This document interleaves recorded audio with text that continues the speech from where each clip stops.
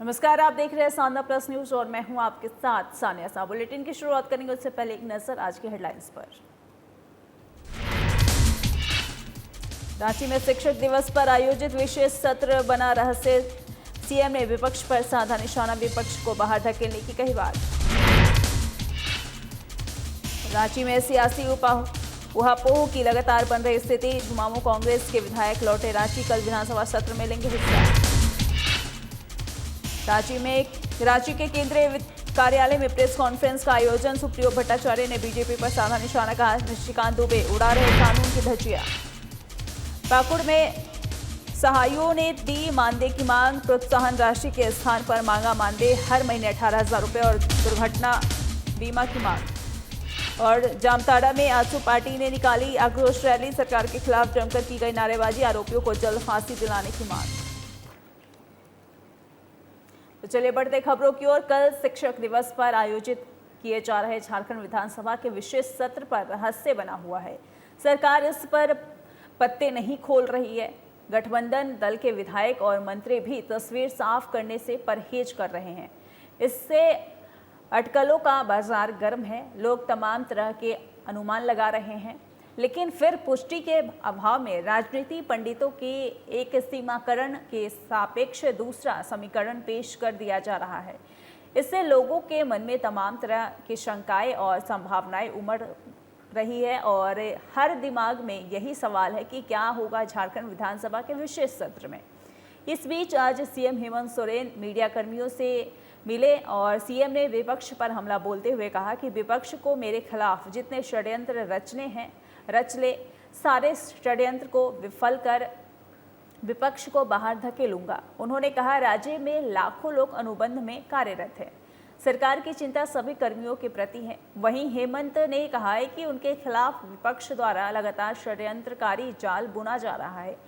सभी जाल एक एक कर कुतरे जाएंगे और उसी जाल में समेट कर विपक्ष को बाहर कर दिया जाएगा।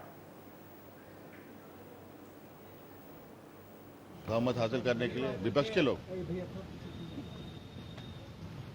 कौन जाए? क्या कारण है कि आपको ये समर्थन करना पड़ा? अब इसको आप क्या नाम देंगे वो तो सत्रावत होने के बाद ही आपको पता चलेगा। अभी तो सत्र होने में कई घंटे बाकी, थोड़ा समय बीतने दीजिए। और जिस तरीके से विपक्ष अपनी षड्यंत्रकारी जाल बिछा रहा है, वो सभी जाल कुतरे जाएंगे। एक एक करके उनके जो जाल इन लोगों ने हमारे लिए बिछाए हैं, उसी जाल में इनको समेटकर बाहर। तो झारखंड में सियासी उहापोह की स्थिति लगातार बनी हुई है। बीते दिनों चार्टर्ड विमान से छत्तीसगढ़ गए झुमामू कांग्रेस के विधायक आज को रांची लौट आए हैं और सभी विधायक आज रात जेल मोड़ स्थित सर्किट हाउस में ही रुकेंगे। विधायक सोमवार को बुलाए गए विधानसभा के सत्र में भाग लेंगे। सर्किट हाउस से ही विधायकों के विधानसभा जाने की सूचना है। पिछले 5 दिनों में रायपुर के मेफियस रिसोर्ट में ठहरे विधायक करीब 4 बजे विशेष विमान से रांची लौटे। रांची एयरपोर्ट से सभी विधायक 3 बसों में बैठकर सर्किट हाउस पहुंचे। बता दें कि झारखंड में सियासी संकट के बीच प्रदेश की राजनीति में आगामी 48 घंटे काफी महत्वपूर्ण होने वाले हैं। सोमवार को विशेष सत्र में मुख्यमंत्री क्या निर्णय लेने जा रहे हैं, इस पर केवल अटकलें ही लग रही है। हालांकि चर्चा ये भी है कि सीएम स्थानीय और नियोजक नीति और ओबीसी आरक्षण को लेकर कुछ बड़ा फैसला ले सकते हैं। वहीं राज्यपाल अभी दिल्ली में है। चर्चा है कि सीएम हेमंत सोरेन की विधानसभा सदस्यता को लेकर केंद्रीय निर्वाचन आयोग के फैसले पर कानून मंत्रालय सहित विधि विशेषज्ञों से राय ले चुके हैं। उनके रांची लौटने के बाद मुख्यमंत्री की विधानसभा सदस्यता पर स्थिति स्पष्ट हो पाएगी।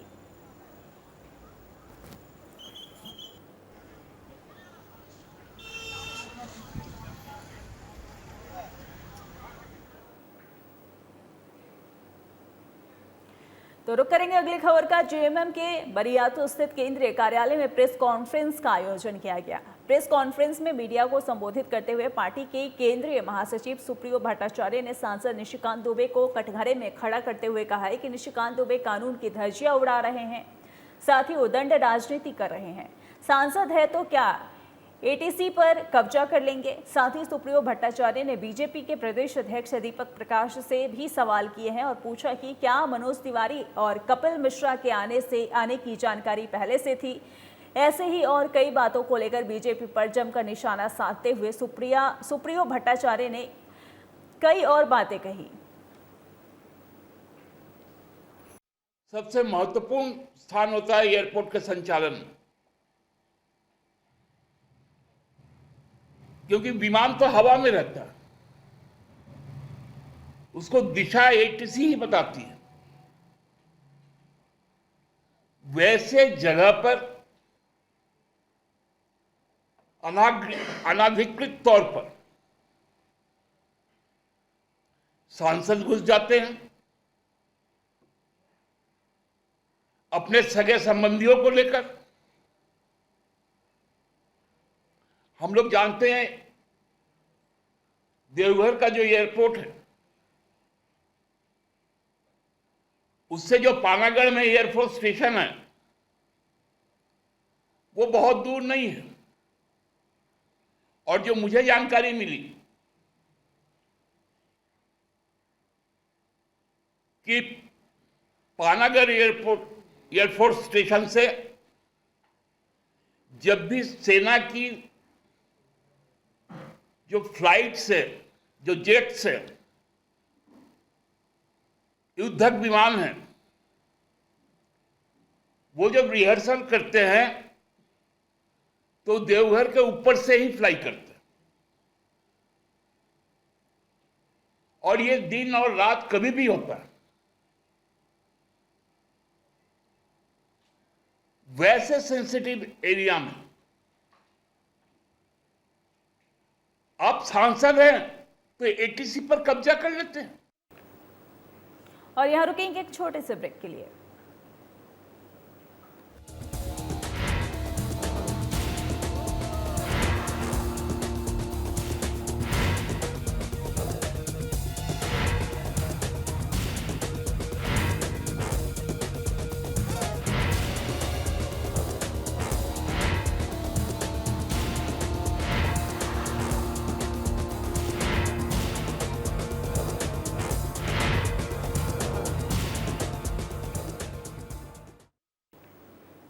तो ब्रेक के बाद आप सभी का स्वागत है। चलिए बढ़ते खबरों की ओर।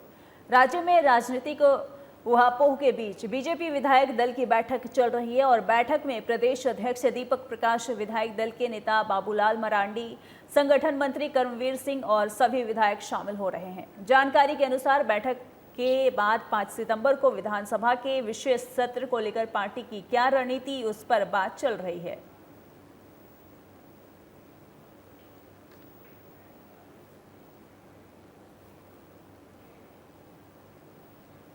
तो वहीं पाकुड़ में प्रोत्साहन राशि के स्थान पर सहायिकाओं ने मानदेय की मांग की है और इसे लेकर लड्डू बाबू आम बागान में जिले के सभी प्रखंड के सहायिकाओं ने बैठक आयोजित की है। बैठक में सहायिकाओं ने सरकार से प्रोत्साहन राशि के बदले मानदेय की मांग की है। बता दें कि सहायिका द्वारा लगातार अपनी मानदेय को लेकर आंदोलन किया जा रहा है और सहायिकाओं का कहना है कि हमें प्रोत्साहन राशि नहीं बल्कि हर महीने 18,000 रुपये मानदेय दिया जाए और दुर्घटना बीमा का लाभ भी दिया जाए।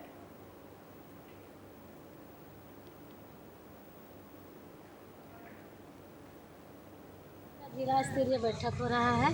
हम सब सहिया दीदी एकत्रित हुए हैं। हम लोगों का प्रोत्साहन राशि नहीं चाहिए, हम लोगों के इकट्ठा मानदेय चाहिए। इकट्ठा मानदेय चाहिए। 2,000 में दम नहीं और 18,000 से कम नहीं। हमारे मांग है 18,000 रुपया। हम लोगों को एक मुश्त मानदेय चाहिए। 2007 से हम लोग काम कर रहे हैं। इस महंगाई को देखते हुए सरकार को हम लोगों को ऊपर थोड़ा नज़र डालनी चाहिए कि हम लोगों का अब क्या होना चाहिए कि 2,000 रुपये में हम लोगों का परवरिश होगा। तो चक्रधरपुर में रेल ठहराव जन आंदोलन के तहत सोनुआ और गोइलकेरा रेलवे स्टेशन में हजारों लोगों ने धरना प्रदर्शन किया है। और आपको बता दें कि चक्रधरपुर रेल मंडल के सोनुआ और गोइलकेरा रेलवे स्टेशन में एक्सप्रेस ट्रेनों का ठहराव और क्षेत्र के छोटे स्टेशनों में कोरोना के पहले की भांति ट्रेनों के ठहराव की मांग की गई है और इसे लेकर स्थानीय लोग रेल ठहराव जन आंदोलन कर रहे हैं। वहीं चक्रधरपुर रेल मंडल के वरीय अधिकारियों ने मौके पर पहुंचकर आंदोलनकारियों से घंटों वार्ता की है और रेलवे अधिकारियों ने ट्रेनों के ठहराव के संबंध में बोर्ड से पत्राचार करने की जानकारी देते हुए 15 दिनों में प्रक्रिया पूरी होने पर लिखित आश्वासन दिया है। वहीं रेलवे अधिकारियों से लिखित आश्वासन मिलने के बाद लोगों ने प्रदर्शन खत्म किया। थे वो गाड़ी का टाइम घटता जा रहा था, तो चूंकि सेम कोच का हम इस्तेमाल कर रहे हैं, जिस दिन ही हमें एक नया कोच मिलेगा जो कि हम लोगों ने मांग रखा है, हम लोग इसका समय सुधार करके जो आपकी बात है वही जनता की बात है, उस हिसाब से हम लोग जरूर चलाएंगे। कुछ बातें हुई थी, हम लोग प्रतिनिधि जो रेल ठहराव जन आंदोलन के तहत जो कल गए थे 3 तारीख को, उन्होंने वहाँ पर वार्ता करके एक पत्र लिख के आए थे कि 15 दिनों के अंदर 2 ट्रेनों का ठहराव दिया जाएगा और पुनः फिर 15 के अंदर के दिन 2 ठहराव किया जाएगा। उसी को लेके हम लोग कन्फर्म होने के लिए उनके बातों सुनने के लिए यहाँ बुलाया गया था और हम लोग सभी जन आंदोलन के जितने भी सदस्य थे सभी को यहाँ आए थे पूरे भीड़ के साथ और उसके समक्ष रखा गया कि 15 दिनों के अंदर अगर वो नहीं देंगे ट्रेन तो 15 दिन के बाद 16वां दिन में हमें चक्का जाम किए जाएंगे। तो सिमडेगा में लाह और महुआ व्यापारी में हुए चोरी मामले में पुलिस ने सफलता हासिल की है। बता दें कि पुलिस ने इस मामले में 3 अपराधियों को हथियार सहित गिरफ्तार कर लिया है और एसपी सिमडेगा ने जानकारी देते हुए बताया कि जलडेगा थाना अंतर्गत जलडेगा घाघ नदी स्थान पर 3 अज्ञात अपराध कर्मियों द्वारा एक लाह और महुआ व्यापारी से हथियार के बल पर लूट किया गया था और पुलिस ने घटना के त्वरित कार्रवाई करते हुए अनुमंडल पुलिस पदाधिकारी सिमडेगा के नेतृत्व में एक विशेष टीम का गठन किया और छापेमारी कर 2 अपराधियों को एक लोडेड देसी कट्टा और 2 जिंदा गोली और एक लोडेड रिवॉल्वर और 5 जिंदा गोली, मोबाइल और लूट के 1,42,510 रुपए के साथ गिरफ्तार किया है। वहीं इस मामले में संलिप्त तीसरे अपराधी को भी गिरफ्तार कर लिया गया है।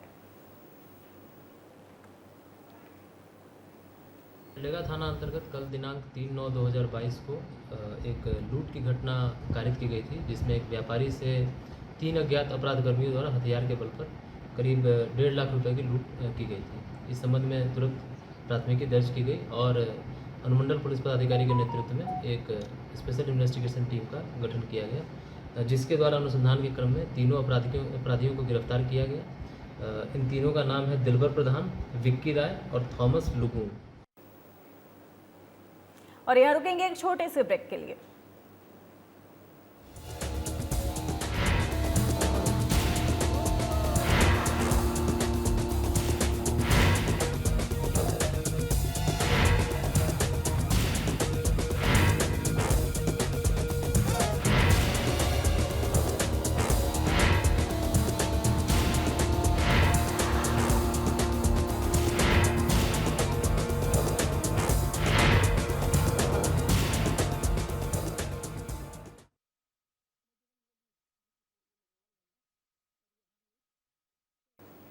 तो ब्रेक के बाद आप सभी का स्वागत है। चलिए बढ़ते खबरों की ओर। जामताड़ा के पविया पंचायत के सिकदारडी बड़गड़ा में गौ माता मंदिर में भक्ति भाव से पूजा अर्चना का आयोजन किया गया। इस वार्षिक पूजन उत्सव में गांव की सैकड़ों माताएं और बहनें व्रत रखकर पूजा में शामिल हुई। पंडित राजेंद्र पांडे के द्वारा विधि पूर्वक वैदिक मंत्रोच्चारण के साथ पूजा पाठ, यज्ञ, हवन और संकल्पित कर पूजा अर्चना संपन्न की गई। इस अवसर पर पूजा अर्चना और महाप्रसाद वितरण किया गया।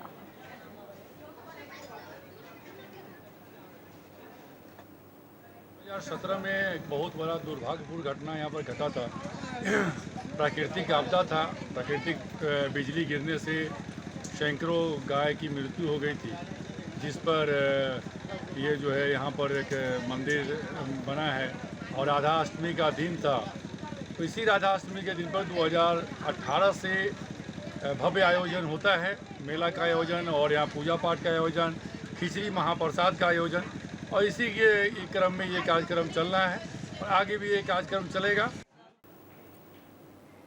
तो जमशेदपुर के बागबेड़ा में अंकिता को न्याय दिलाने के लिए मिशन जन कल्याण संस्था ने रैली निकाली और प्रदर्शनकारियों का कहना था कि दोषियों को कड़ी से कड़ी सजा मिलनी चाहिए। आपको बता दें कि दुमका की अंकिता को न्याय दिलाने और आरोपी शाहरुख को फांसी देने की मांग को लेकर मिशन जन कल्याण ने रैली निकाली और जल्द से जल्द कार्रवाई की मांग की है। मौके पर पंचायत समिति सदस्य सुनील गुप्ता ने कहा कि अंकिता के हत्यारे को फांसी की सजा सुनाया जाए ताकि भविष्य में इस तरह की घटना को पुनरावृत्ति न हो।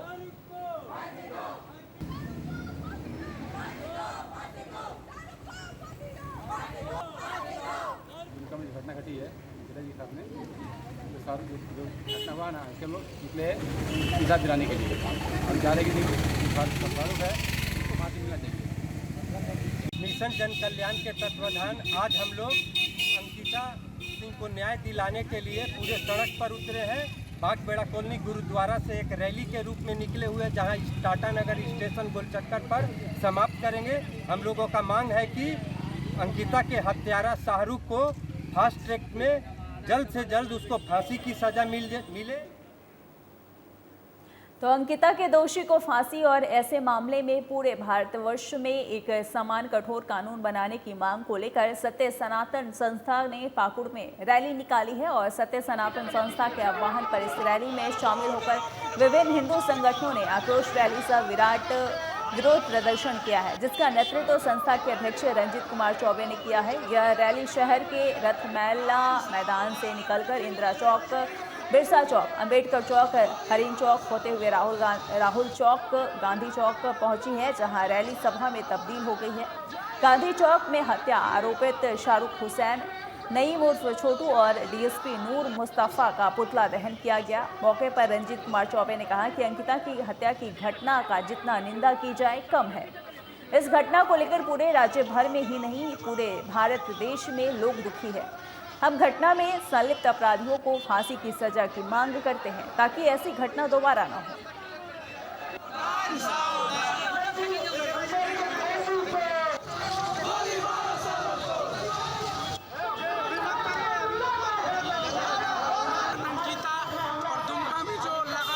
वाहनों के साथ घटनाएं घट रही है और लगातार आरोपी एक विशेष समुदाय के लोग, एक लव जिहाद की मानसिकता वाले लोग निकल करके सामने आ रहे हैं।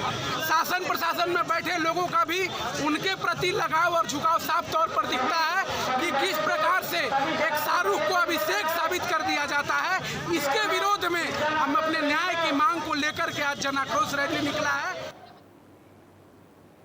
तो खबर गुमला जिला के चैनपुर थाना क्षेत्र के बरटोली मोड़ के पास की है, जहां पुलिस ने तस्करी की जा रही 13 गौवंशीय पशु को जब्त किया है, जिसमें गरीब किसानों के बीच रविवार को यानी आज वितरित कर दिया गया। और मिली जानकारी के अनुसार गुप्त सूचना के आधार पर चैनपुर थाना प्रभारी आशुतोष कुमार सिंह और एएसआई मदन शर्मा ने शुक्रवार को देर रात दल बल के साथ जारी रोड के बरटोली मोड़ के बीच छापेमारी कर तस्करी के लिए ले जाई जा रही 13 गौवंश को जब्त किया है, जिसे पुलिस जब्त कर थाना ले आई। और गौरतलब है कि पशु तस्करी के खिलाफ पुलिस द्वारा लगातार अभियान चलाते हुए कार्रवाई की जा रही है। इसके बावजूद क्षेत्र में पशु तस्करी रुकने का नाम नहीं ले रहा है। ना मिला लगभग 7 बजे के करीब शाम को कि जारी तरफ से चैनपुर होते हुए कुरुमगढ़ की तरफ बरटोली मोड़ के पास लगभग 12 से 14 मवेशी, जो कि 2 से 3 मवेशी तस्कर बैल को मारते पीटते हाँकते हुए लेकर जा रहे हैं। उस सूचना पर हम त्वरित कार्रवाई करते हुए एएसआई मदन शर्मा एवं साइड बल को भेजे और उनके द्वारा तुरंत कार्रवाई करते हुए बैल को बरामद किया गया तथा गौवंशी तस्कर जो हैं कि अंधेरा एवं झाड़ियों का फायदा उठा। तो रांची पुलिस ने गोलीबारी और लूट की 2 घटनाओं का खुलासा किया है। एसएसपी कौशल किशोर के निर्देश पर गठित पुलिस टीम ने दोनों घटनाओं में शामिल 8 अपराधियों को गिरफ्तार किया है। बता दें कि रांची पुलिस ने सदर थाना क्षेत्र स्थित चेशायर होम रोड में बीते 29 अगस्त को हुई गोलीबारी की मामले में 5 अपराधियों को गिरफ्तार किया है। वहीं बीते 1 सितंबर को नगरी थाना क्षेत्र के दलादली में बंधन बैंक के कर्मचारी से हुए लूट की घटना में शामिल 3 अपराधियों को गिरफ्तार किया है। वहीं जितेंद्र महतो वाला मामला जांच के दौरान पुलिस को संदेहास्पद लगा, जिसके बाद एसएसपी के निर्देश पर गठित पुलिस की टीम ने जांच के दौरान पाया कि जितेंद्र ने जमीन विवाद में सुनियोजित तरीके से खुद अपने ऊपर गोली चलाई थी।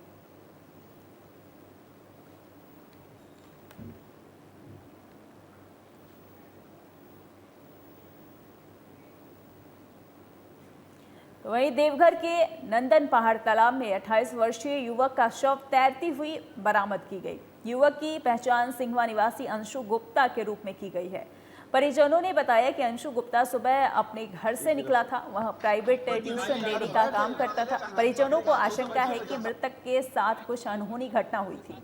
फिलहाल घटना की सूचना पर पुलिस शव को पोस्टमार्टम के लिए भेजकर मामले की छानबीन में जुट गई है। मेरा भतीजा है, अपना भतीजा है और वो हमको भी फोन आया था, हमको भी समझ में इतना घटना हुआ कैसे हुआ है।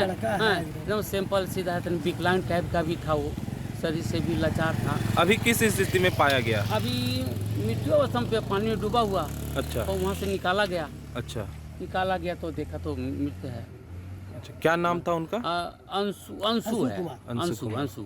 ऐसे ही नंदन पहाड़ तरफ घूमते हुए आए थे हम, तो हमें एक जानकारी मिला कि फिल्टर में एक अज्ञात शव पड़ा है जिसकी पानी में डूबने से मृत्यु हो गई। पता चला तो वो अंशु गुप्ता हैं, जो बगल के निवासी हैं, सिंघवा निवासी हैं। और अभी तो प्रशासन के द्वारा उन्हें पोस्टमार्टम के लिए ले जाया गया है।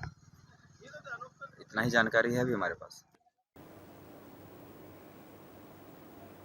तो फिलहाल के लिए इस बुलेटिन में इतना ही। बने रहे हमारे साथ। नमस्कार।